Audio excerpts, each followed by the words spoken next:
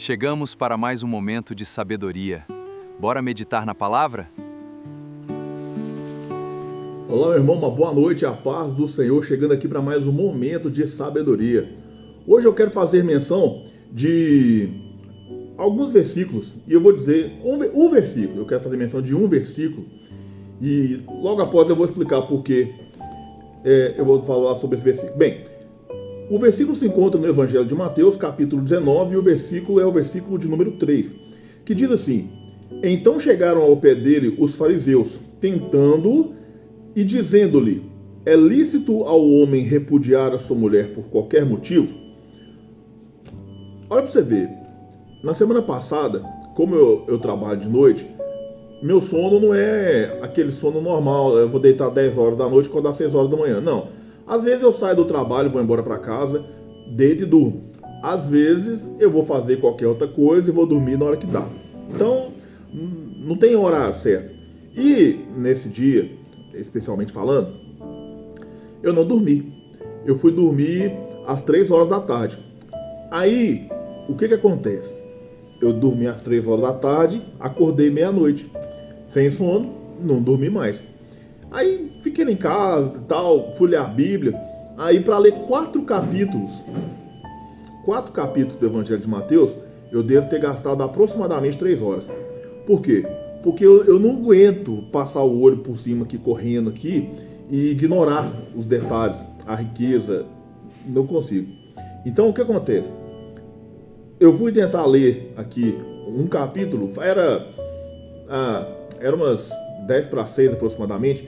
Falei assim, tem uns 20 minutos ainda, vou ler aqui pelo menos um capítulo, né? 20 minutos dá tempo. Como que ler? Não tem como. Porque eu comecei a ler o capítulo 19 e a hora que chegou aqui no verso 3, que é o que eu li para vocês nessa noite, eu já travei. Travei por quê? Vamos entrar no cerne da mensagem que eu quero trazer para você aqui nessa noite. Eu travei porque está escrito aqui, é lícito ao homem repudiar sua mulher por qualquer motivo. E eu já estudei acerca disso e eu sei o que quer dizer repudiar. Repudiar não tem nada a ver com divorciar. O divórcio, como nós conhecemos, seja pelo motivo que for, você encerra uma relação, um casamento, e você vai até um advogado, um juiz, e emite uma averbação de divórcio na certidão de casamento. É um documento que você entrega para sua esposa, ou que a sua esposa entrega para você, tanto faz, hoje, né? E você não tem mais nenhum vínculo legal com aquela pessoa. O repúdio era diferente. O repúdio era o quê? A pessoa não queria, e nunca era parte da esposa, hein? Sempre parte do homem. Mas enfim, o homem achava algum defeito na mulher, simplesmente mandava embora, mas não dava carta, conforme é orientado no livro do Deuteronômio. Não dava carta. Então o que acontece? Aquela mulher estava casada, aquela mulher, ela tinha um vínculo legal com aquele homem, não podia casar de novo, e também o marido não aceitava dentro de casa. Então o que acontece? Era uma crueldade absurda, porque aquela mulher estava totalmente desamparada, porque ela não podia casar de novo, porque ela estava casada. Mas ela não podia voltar para sua própria casa porque o marido havia expulsado. Então a mulher ficava à margem da sociedade, completamente desamparada, e isso era uma crueldade.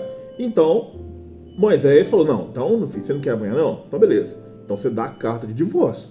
Você quer colocar para fora da sua casa? Coloca, mas dê a carta de divórcio, que ela está livre para se casar com outra pessoa e seguir a vida dela da forma que ela achar melhor. Ponto. Quando os fariseus chegam para Jesus aqui no verso 3 do capítulo 19 do livro de Mateus e indagam ele sobre isso, aqui que entra a coisa, aqui que eu fico doido, aqui que eu quero cavacar, entender. A gente tem que entender que nós estamos falando de cultura judaica, não é cultura brasileira. Não é cultura contemporânea, é cultura de mais de 2000 anos atrás. Então, existiam 2 escolas rabínicas em Jerusalém que eram as principais. Pode ser que haviam outros, mas essas 2 eram as principais. E elas foram criadas no período da construção do segundo templo e perduraram até o ano 70 depois de Cristo. A escola de Shammai e a escola de Hillel. A escola de Shammai era uma escola dura. era uma escola dura, era uma escola que buscava interpretar a Torá, a Berit Hadasha, os Ketuvim, ao pé da letra, e ela não tinha misericórdia. Ela executava e pronto, acabou. Ah, eu não aceito isso aqui, e aqui é assim, se quiser é assim. E a escola de Hillel era uma escola mais flexível e aplicadora da misericórdia. Então essas duas escolas influenciavam diretamente toda a população. Existiam aqueles que se inclinavam mais para Shammai e existiam aqueles que se inclinavam mais para Hillel. Aquele que era de coração duro, aquele que era orgulhoso, aquele que era legalista, aquele que não tinha misericórdia do seu irmão, ele usava o falso pretexto de não folgar com o pecado, de não aceitar pecado, e inclinava para Shammai. Aquele que entendia que todos nós somos carentes da misericórdia, que nós precisamos do amor de Deus, que nós somos sujeitos a cair, a pecar, a falhar, a transgredir, etc e tal, ele entendia que ele era o principal necessitado dessa misericórdia e se inclinava para a escola de Hillel. Então, eles, influenciados por essas escolas, chegam a Jesus e coloca essa questão. Coloca essa questão aqui para o Senhor Jesus. Aí, o que o Senhor Jesus fala? Fala, não, isso aqui Moisés estabeleceu, está escrito no Deuteronômio, é o mandamento da lei. Beleza, mas no princípio não foi assim. E explicou o texto que nós conhecemos. Mas, agora que vem a segunda curiosidade, que um pouco mais profundo, no nível mais profundo que eu cavaquei, eu descobri uma história do Talmud. Meu Deus do céu. Bem, chegou um gentil a fim de zombar. Chegou na escola de Shammai. Gentil é uma pessoa de outra nação e que não tinha nada a ver nem com o judaísmo e muito menos com o cristianismo. Ele chegou na escola de Shammai e falou assim: eu estou querendo conhecer a Torá, porém eu quero que você me explique a Torá enquanto eu fico equilibrado em um pé só. O que Shammai fez? Ele pegou a régua de medir, uma régua semelhante à que um pedreiro usa hoje em dia para desempenhar reboco, e colocou ele para correr na paulada. Some daqui, ó, demônio do inferno. Some daqui, pecador. Some daqui, transgressor da lei. Some daqui, enfim. Esse era o tratamento da escola de Shammai.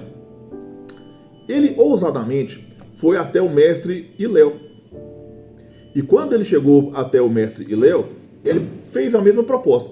Eu quero que você me ensine a Torá enquanto eu me equilibro no pé só. Sabe o que Hillel fez? Hillel fez uma coisa que o Senhor Jesus replicou um certo tempo depois ali no Sermão da Montanha. Hillel olhou para aquele homem e falou assim, ó: não faça a seu próximo aquilo que você não quer que façam com você. De resto, vai e estuda. Alguns segundos ele explicou completamente a Torá. O que acontece? Ele estava sendo grosso? Ele estava sendo superficial? Não. Hillel estava aplicando misericórdia e ensinando que para entender a Bíblia, a Torá, ou qualquer mandamento, ou qualquer outro escrito, manuscrito, é preciso primeiro ter amor. É preciso você colocar os olhos do Senhor Jesus, que são os olhos de amor. Porque se você colocar os olhos do legalismo, você vai matar pessoas. Você vai, ao invés de você contribuir com o reino de Deus, você vai trazer problemas. Você vai excluir pessoas do próprio reino. Então, o que acontece? Shammai estava errado? Errado ele não estava.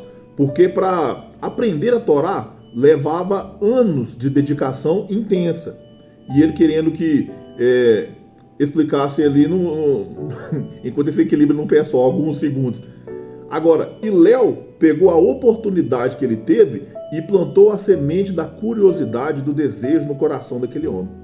Aquele homem, então, agora não mais gentil, ele teve a oportunidade de, com amor, depois de um abraço, conhecer toda a Torá e se converter ao judaísmo. É necessário que nós venhamos ter essa mesma estratégia que Hillel teve.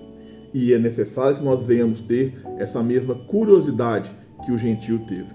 De olhar para esse livro aqui, não com um livro de regras, não com um livro para excluir ou incluir pessoas do nosso ministério ou da nossa vida, mas para usar de oportunidade para alcançar todas as almas, porque todos pecaram e destituídos foram da glória de Deus. Todos nós precisamos da salvação, todos nós precisamos do olhar de misericórdia, todos nós precisamos de alguém que nos oriente. Olha só como que eu consigo ler a Bíblia rápido. Se um versículo eu garrei todo esse tempo estudando.